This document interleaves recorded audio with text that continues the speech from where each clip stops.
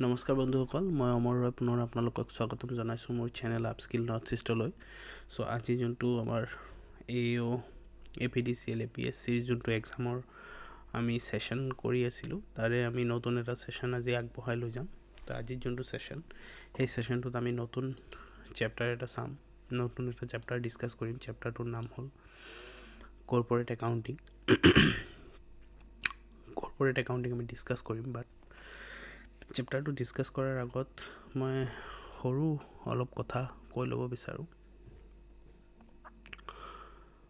First কথাটো হ'ল এই কৰ্পৰেট একাউণ্টিং চেপ্টাৰটো যোনটো চেপ্টাৰ আছে, এই চেপ্টাৰটো বহুত ডাঙৰ চেপ্টাৰ। বহুত ইয়াৰ যোনটো স্ক'প আছে, স্ক'পটো বহুত ডাঙৰ। আৰু এই গোটেই যোনটো আমাৰ ছেকশ্যন আছে কৰ্পৰেট একাউণ্টিঙৰ, আমাৰ এই এক্সামটোৰ কাৰণে সেই গোটেই ছেকশ্যনটো এপ্লিকেবল নহ'ব। গতিকে ইয়াত যোনটো নোটছ আছে, এই নোটছত যিবিলাক relevant from exam view point, যিবিলাক ৰিলিভেণ্ট বস্তু, সেই কথাখিনিহে এই নোটছটোত দিয়া আছে। আৰু যদি কোনোবাই ডেপ্থত আৰু ষ্টাডি কৰিব বিচাৰে, তেওঁলোকে যোনবিলাক একাউণ্টিঙৰ বুক আছে,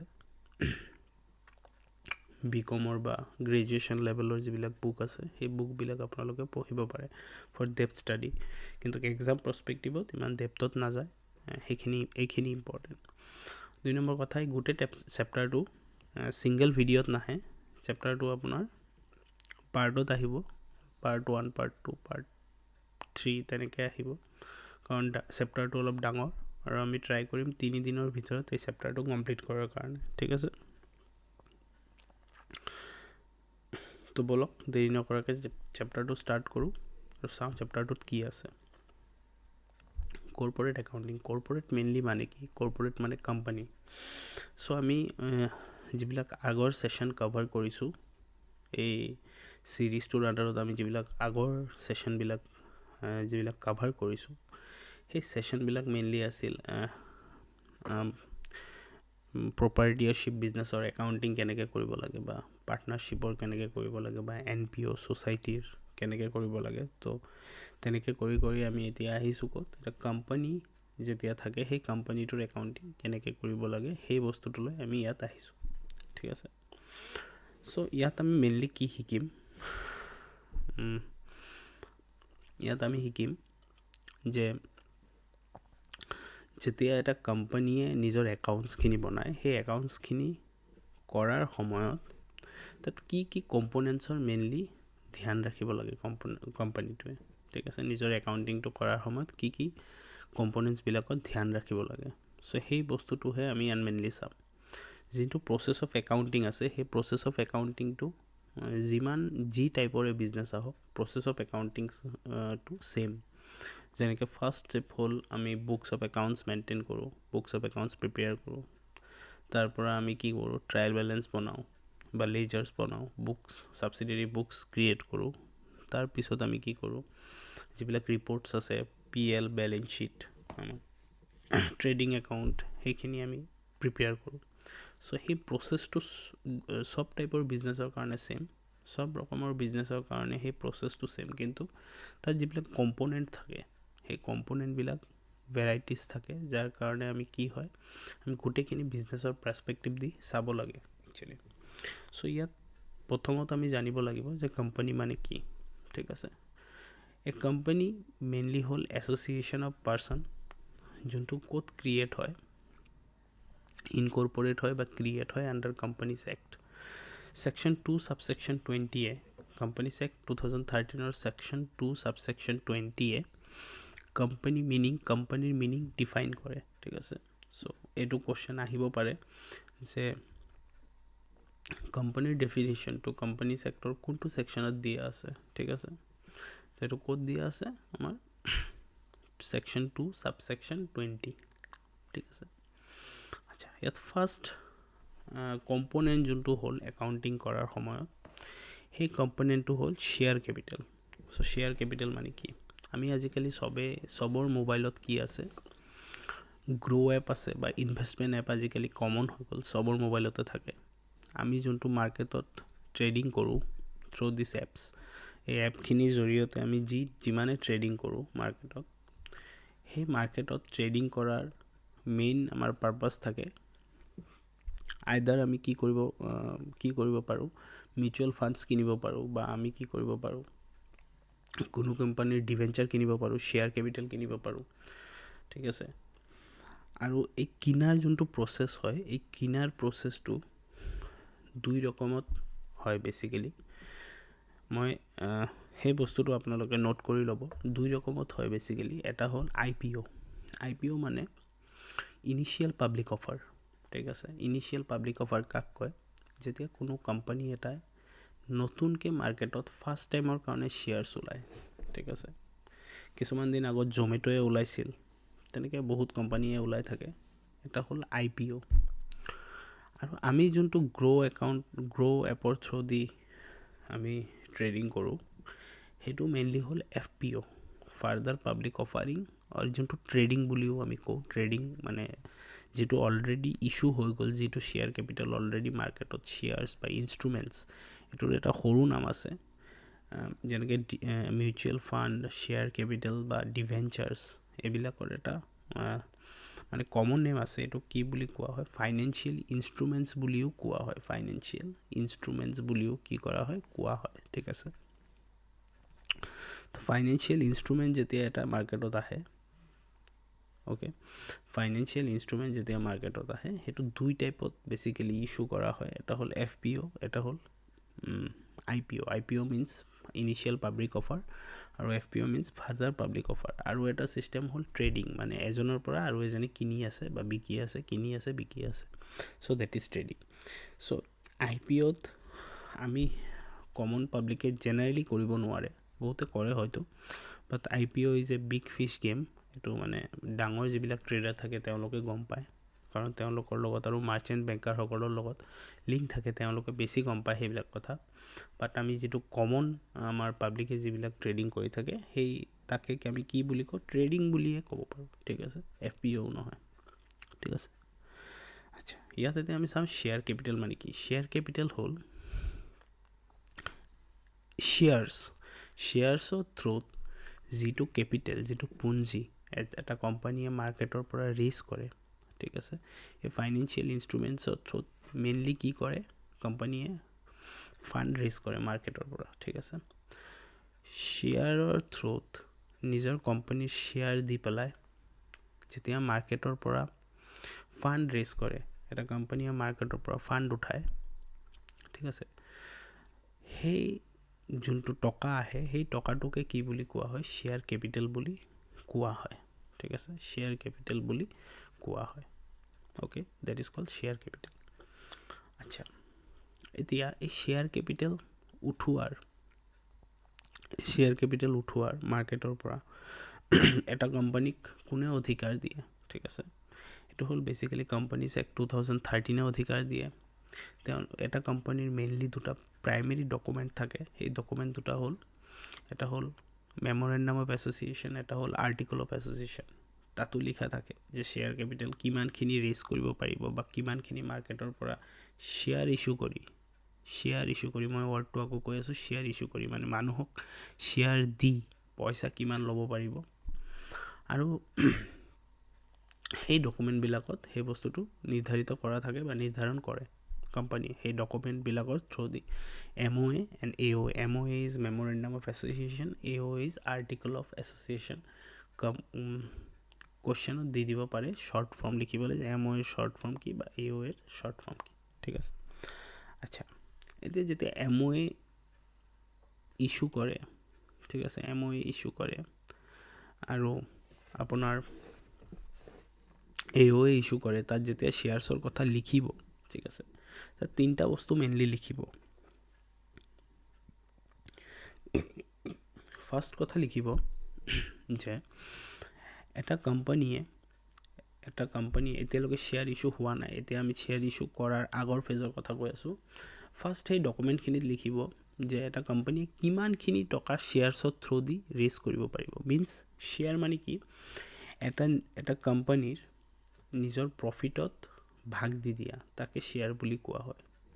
কিহত ভাগ দিয়ে নিজৰ প্ৰফিটত যেতিয়া প্ৰফিট হ'ব সেই প্ৰফিটৰ অংশ এটা বেলেগক দি দিয়া তাকে কি বুলি কোৱা হয় শ্বেয়াৰ বুলি কোৱা হয় প্ৰফিটো হ'ব পাৰে লছো হ'ব পাৰে সো দুইটা বস্তু মই যেতিয়া প্ৰফিট ক'লো profit and loss both are synonyms ঠিক আছে সো এটা কোম্পানীয়ে যেতিয়া নিজৰ প্ৰফিট বা লছৰ অংশ বেলেগ এজনক দি দিয়ে কিহৰ বিনিময়ত পইচাৰ বিনিময়ত সেই মানুহজনৰ পৰা পইচা লৈ পেলাই এটা কোম্পানীয়ে কি কৰে নিজৰ প্ৰফিট লাভ বা লোকচানৰ শ্বেয়াৰ বা অংশ বেলেগক দি দিয়ে সেই তাকে শ্বেয়াৰ বুলি কোৱা হয় আৰু এই পইচাটো যে উঠায় সেই পইচাটো কি বুলি কোৱা হয় কেপিটেল বুলি কোৱা হয় তো তেনেকৈ নামটো হ'ল শ্বেয়াৰ কেপিটেল ঠিক আছে তো যেতিয়া মেমৰেণ্ডাম অফ এছ'চিয়েশ্যন আৰু আৰ্টিকল অফ এছ'চিয়েশ্যন বনাব এটা কোম্পানীয়ে তেতিয়া তাত লিখিব যে কিমানখিনি অংশ কোম্পানীটোৱে বেলেগক বিক্ৰী কৰিব পাৰিব কিমানখিনি অংশ যদি এটা কোম্পানীৰ তাত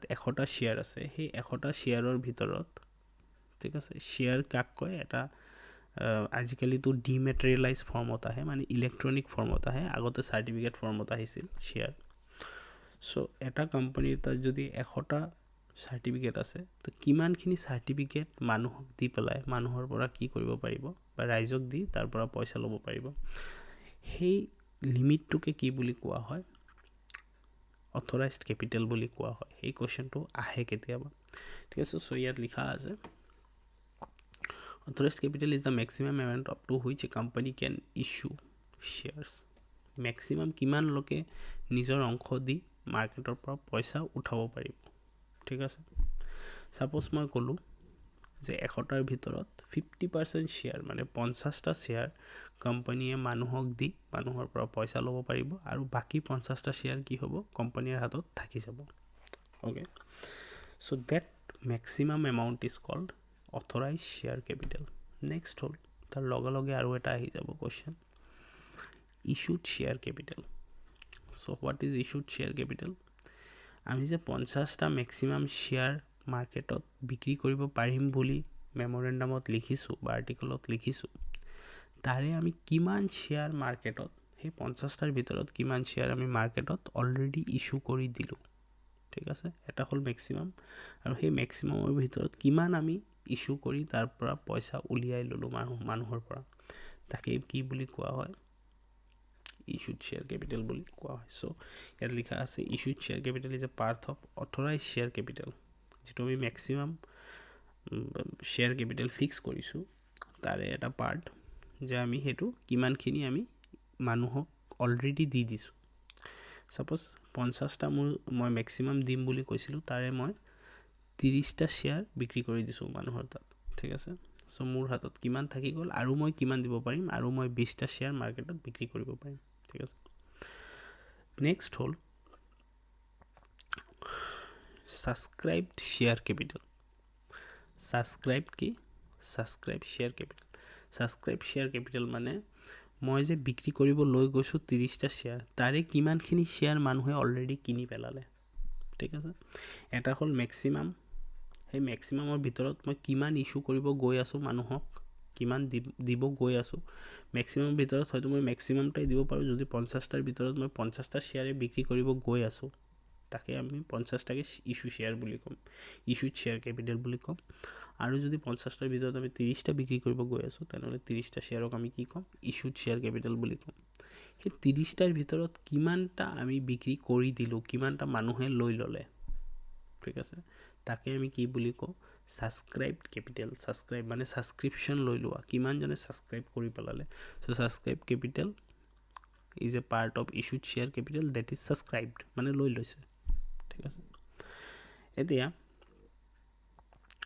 সাবস্ক্রাইব ক্যাপিটালৰ ভিতৰতো দুই টাইপৰ হ'ব পাৰে যে সাবস্ক্ৰাইবড এন্ড ফুললি পেড মানে এটা শেয়াৰৰ দাম যদি 10 টকা হয় তো এনেকাও হ'ব পাৰে যে 10 টকাৰ ভিতৰত কোনোবাই 10 টকা দি দিছে আৰু এনেকাও হ'ব পাৰে যে 10 টকাৰ ভিতৰত কোনোবাই 8 টকা দিছে 2 টকা দিয়া নাই হেতু কিহৰ ওপৰত নিৰ্ভৰ হয় এটো মই যোনটো কথা কৈ আছো এটো আইপিও লেভেলত কথা কৈ আছো মানে ইনিশিয়াল পাব্লিক অফাৰিংৰ লেভেলত ফাৰ্স্ট টাইম যেতিয়া এটা শেয়াৰ ইস্যু কৰা হয় কোম্পানীৰ থ্ৰু দি মাৰ্কেটত তেতিয়া কি হয় কোম্পানীয়ে কল কৰে বেসিক্যালি যে মোক 10 টকা এনেকা হ'ব পাৰে যে 3 টকা 4 টকা এনেকৈ কোম্পানীয়ে পইচা বিচাৰিব। এতিয়া মোৰ তাত যদি 50টা শ্বেয়াৰ আছে, ফাৰ্ষ্টত 3 টকা মই দিব লাগিব এটা শ্বেয়াৰত। চ' 1500 টকা ফাৰ্ষ্টত, নেক্সট 1500 টকা, নেক্সট বাকী বেলেঞ্চ যি থাকে। তো এনেকুৱা হ'ব পাৰে কোনোবাই 10 টকাৰ ভিতৰত 10 টকাই এটা শ্বেয়াৰত দি দিছে, আৰু এনেকুৱাও হ'ব পাৰে কোনোবাই কি কৰিছে 10 টকাৰ ভিতৰত 8 টকা দিছে। তো যদি 10 টকাৰ ভিতৰত 10 টকাই দি দিয়ে মানুহজনে শ্বেয়াৰ কিনাৰ বাবদে, কোনে দিব? যোন ইনভেষ্টৰ আছে, ইনভেষ্টৰে শ্বেয়াৰ কিনাৰ বাবদ যদি 10 টকাৰ ভিতৰত 10 টকাই কোম্পানীক পে' কৰি দিয়ে, তাক আমি কি ক'ম? ছাবস্ক্ৰাইবড এণ্ড ফুল্লি পেইড। আৰু যদি 10 টকাৰ ভিতৰত কোনোবাই 8 টকা দিয়ে কোনো ইনভেষ্টৰে, সেই ইনভেষ্টৰজনক আমি ক'ম subscribe but not fully paid, partly paid subscription. ঠিক আছে, তো এইটো হ'ল শ্বেয়াৰ কেপিটেল। তো শ্বেয়াৰ কেপিটেলত আমি কি পঢ়িলোঁ? সৰুকৈ এটা ৰিকেপ কৰিম। ফাৰ্ষ্ট আমি পঢ়িলোঁ যে শ্বেয়াৰ কেপিটেল মানে কি? যে শ্বেয়াৰ কেপিটেল মানে শ্বেয়াৰ মানে হ'ল কোম্পানীৰ প্ৰফিট, কোম্পানীৰ লাভ বা লোকচানৰ এটা অংশ, আৰু কেপিটেল মানে সেই অংশটো বেচি পেলাই আমি যেতিয়া মাৰ্কেটৰ পৰা পইচা ৰেজ কৰোঁ, তাকে কি বুলি কোৱা হয়? শ্বেয়াৰ কেপিটেল বুলি কোৱা হয়। 1 নম্বৰ। 2 নম্বৰ কথা, শ্বেয়াৰ কেপিটেল বিক্ৰী, শ্বেয়াৰৰ থ্ৰুদি পইচা উঠোৱাৰ অধিকাৰ আমাক কোনে দিয়ে? এটা হ'ল কোম্পানিজ এক্ট 2013 দিয়ে, আৰু নেক্সট ইণ্টাৰনেল কিছুমান ডকুমেণ্টছ আছে কোম্পানীৰ, সেইটো হ'ল memorandum of association, article of association, তেওঁলোকে দিয়ে। ঠিক আছে, নেক্সট হ'ল শ্বেয়াৰ কেপিটেল বিক্ৰী কৰাৰ, শ্বেয়াৰ কেপিটেল IPO বিক্ৰী কৰাৰ 3টা ষ্টেজ থাকে। এটা হ'ল ফাৰ্ষ্টত আমি ডিচাইড কৰিম যে আমাৰ অথৰাইজড কেপিটেল মানে আমি কিমানখিনি শ্বেয়াৰ বিক্ৰী কৰিব পাৰিম। নেক্সট হ'ল যিমানখিনি মেক্সিমাম শ্বেয়াৰ আমি মাৰ্কেটত বিক্ৰী কৰিব পাৰিম, তাকে আমি কি বুলি ক'ম? অথৰাইজড কেপিটেল বুলি ক'ম। নেক্সট হ'ল যে সেই মেক্সিমাম শ্বেয়াৰৰ পৰা আমি ইতিমধ্যে এতিয়া কিমান শ্বেয়াৰ বিক্ৰী কৰিব গৈ আছোঁ মাৰ্কেটত, তাকে কি বুলি কোৱা হয়? ইছ্যুড শ্বেয়াৰ কেপিটেল, যে আমি কিমান ইছ্যু কৰিব গৈ আছোঁ, আৰু সেই ইছ্যুৰ ভিতৰত কিমানখিনি মই অলৰেডি বিক্ৰী কৰি দিছোঁ, তাকে কি বুলি কোৱা হয়? Subscribe share capital. ঠিক আছে, চ' এনেকৈ 3টা কেটেগৰী আছে। আফটাৰ দেট ছাবস্ক্ৰিপশ্যন এনেকুৱাও হ'ব পাৰে, কোনোবাই ছাবস্ক্ৰিপশ্যন ফুল্লি পেইড, মানে কোনোবাই ইনভেষ্টৰে 10 টকাৰ ভিতৰত 10 টকাই দি দিছে কোম্পানীক শ্বেয়াৰ কিনাৰ বাবদ, তাক আমি কি বুলি ক'ম? ছাবস্ক্ৰাইবড এণ্ড ফুল্লি পেইড। কোনোবা ইনভেষ্টৰ এনেকুৱাও হ'ব পাৰে যোনে ছাবস্ক্ৰিপশ্যন কৰাৰ বাবদ 10 টকাৰ বাবদ কিমান দিছে? 8 টকা দিছে কোম্পানীক, চ' তেওঁক আমি কি বুলি ক'ম? Subscribe but not fully paid. ঠিক আছে, চ' এইটো হ'ল ছাবস্ক্ৰিপশ্যনৰ কথা। ঠিক আছে, নেক্সট ইয়াত এটা লিখা আছে paid up value. Paid up value কাক কয়? পেইড আপ ভেলু হয় ইনভেষ্টৰৰ পৰা কোম্পানীয়ে কিমান টকা পাইছে। ঠিক আছে, সেই টকাটোক কি বুলি কোৱা হয়? মানে শ্বেয়াৰৰ এগেইনষ্টত কিমান টকা পাইছে, সেইটোৱে হ'ল পেইড আপ কেপিটেল বা paid up value of shares. ঠিক আছে, নেক্সট আৰু এটা সৰু কথা আছে, reserves and surplus. Reserves and surplus মানে বেলেগ একো কথা নহয় যে প্ৰত্যেক বছৰ কোম্পানীয়ে নিজৰ প্ৰফিটৰ পৰা এটা অংশ কি কৰিব লাগে? জমা কৰি যাব লাগে। ঠিক আছে, জমা কৰি যাব লাগে কি হিচাপে? ৰিজাৰ্ভ হিচাপে। যেনেকৈ আমি ছেভিংছ কৰোঁ, কোম্পানীয়েও কিছুমান নিজৰ ছেভিংছ কৰে, সেই ছেভিংছটোকে আমি বেচিকেলি কি কোৱা হয়? প্ৰাইমেৰী লেভেলত ৰিজাৰ্ভ এণ্ড ছাৰপ্লাছ বুলি কোৱা হয়, যোনটো কোম্পানীয়ে ৰাখি যায় ফৰ ফিউচাৰ আনচাৰ্টেইন ইভেণ্টছৰ কাৰণে। ঠিক আছে, চ' এইটো নেক্সট হ'ল প্ৰিফাৰেঞ্চ শ্বেয়াৰ্ছ। এতিয়া আমি শ্বেয়াৰ কেপিটেলটো বিক্ৰী কৰিম, চ' শ্বেয়াৰ কিমান টাইপৰ হয়? ঠিক আছে, শ্বেয়াৰ কি হয়, কিমান টাইপৰ হয়, আমি এইটোও জানিব লাগিব। শ্বেয়াৰ বেচিকেলি 2 টাইপৰ হয়, এটা হ'ল ইকুইটি শ্বেয়াৰ্ছ, এটা হ'ল প্ৰেফাৰেঞ্চ শ্বেয়াৰ্ছ। মেইনলি তাৰ ভিতৰতো বহুত থাকে, preference share convertible to equity share, debenture convertible to equity share, বহুত থাকে। বাট আমাৰ এইটো এক্সামৰ কাৰণে সিমানখিনি দূৰলৈ যাব নালাগে, আমি সৰুকৈ থাকিলে হ'ল। এটা হ'ল ইকুইটি শ্বেয়াৰ্ছ আৰু এটা হ'ল প্ৰেফাৰেঞ্চ শ্বেয়াৰ্ছ। ঠিক আছে, আচ্ছা, যোনে গ্ৰ' এপ ইউজ কৰে আৰু যোনসকলে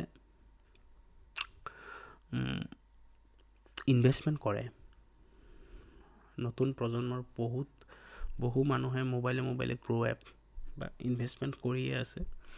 চ' মই তেওঁলোকক এটা কথালৈ মন কৰিব ক'ম, যোনে এক্সাম দি আছে বাৰু, যদি কৰিছে, সেইটো হ'ল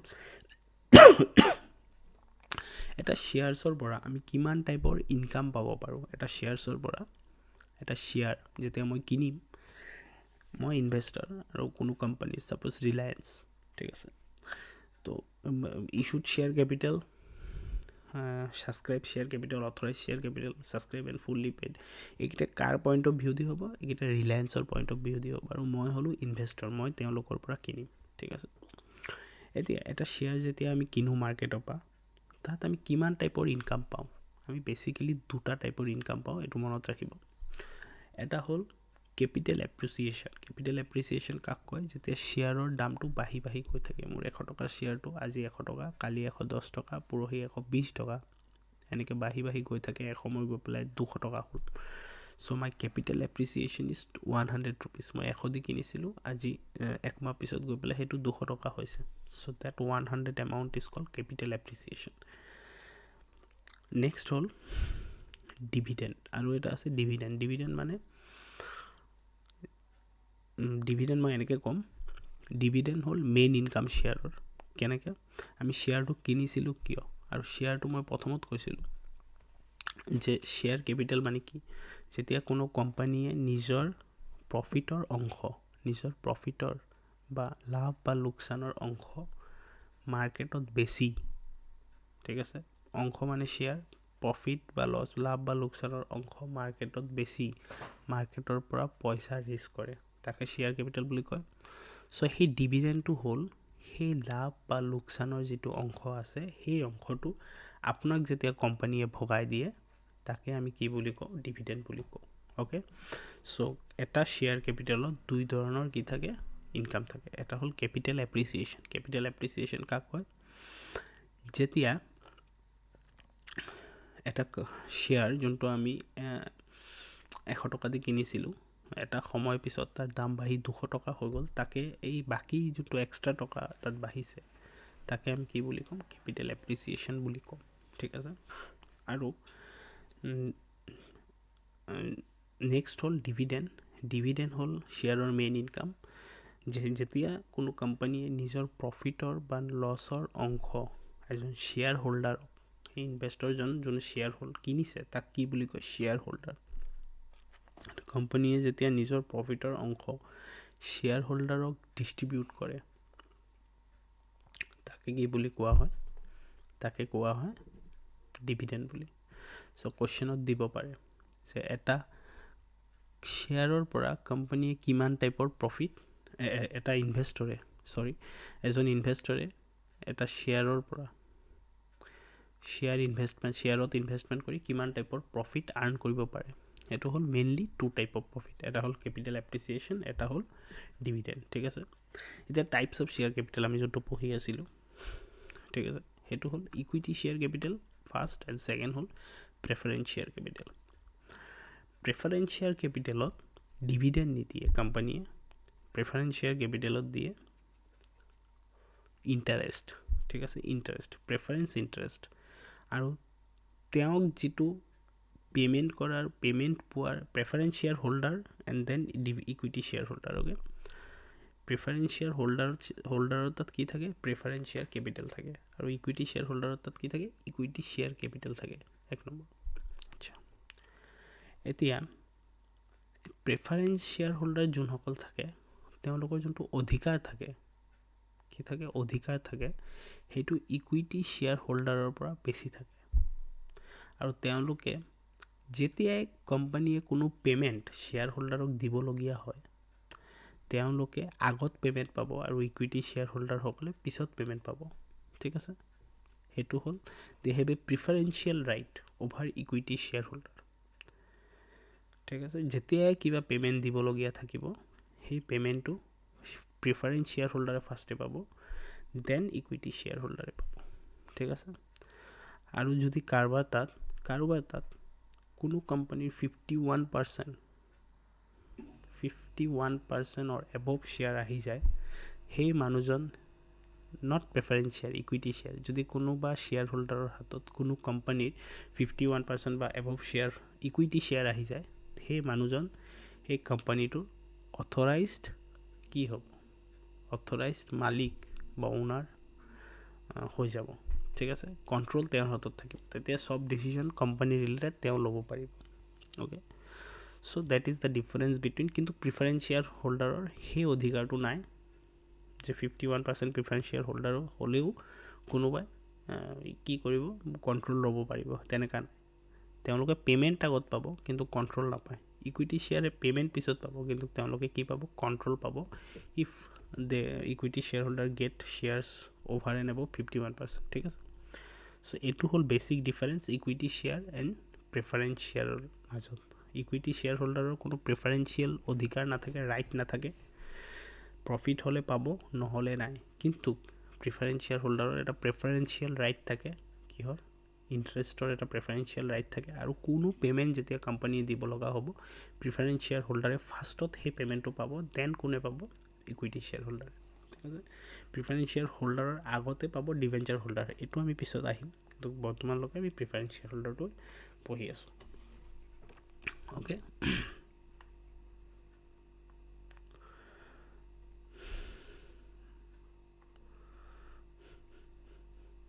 আচ্ছা, এতিয়া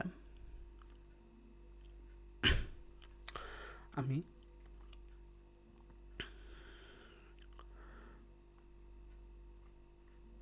এটা শ্বেয়াৰ কিমান ধৰণে এটা কোম্পানীয়ে ইছ্যু কৰিব পাৰে, এটা শ্বেয়াৰ কিমান ধৰণে কোম্পানীয়ে ইছ্যু কৰিব পাৰে, 3 ৰকমত কোম্পানী ইছ্যু কৰিব পাৰে। সেইটো হ'ল at per, at premium, at discount. মানে মই মেমৰেণ্ডাম বা আৰ্টিকেলত লিখি দিছোঁ, এটা কোম্পানীয়ে মেমৰেণ্ডাম বা আৰ্টিকেলত লিখি দিছে যে তেওঁ শ্বেয়াৰটো মাৰ্কেটত বিক্ৰী কৰিব 10 টকা কৰি, ঠিক আছে, লিখি দিছে। চব যিমান কোম্পানীৰ ডাইৰেক্টৰ্ছ, প্ৰমোটাৰ্ছ চবে সেই ডকুমেণ্টটোত চাইন কৰিছে, সেই ডকুমেণ্টটো গভৰ্ণমেণ্টৰ তাত গুচি গৈছে। নাও এতিয়া শ্বেয়াৰ ইছ্যু কৰাৰ সময় আহিল, কোম্পানীয়ে ডিচাইড কৰিলে ব'ৰ্ড মিটিঙত বা শ্বেয়াৰ হোল্ডাৰ্ছ মিটিঙত ডিচাইড কৰিলে, শ্বেয়াৰ হোল্ডাৰ মিটিংটো তেতিয়া নাথাকে, ব'ৰ্ড মিটিং থাকিব, ব'ৰ্ড থাকিব, কাৰণ শ্বেয়াৰ ইছ্যু কৰিলেহে শ্বেয়াৰ হোল্ডাৰ আহিব, আগতে নাথাকে।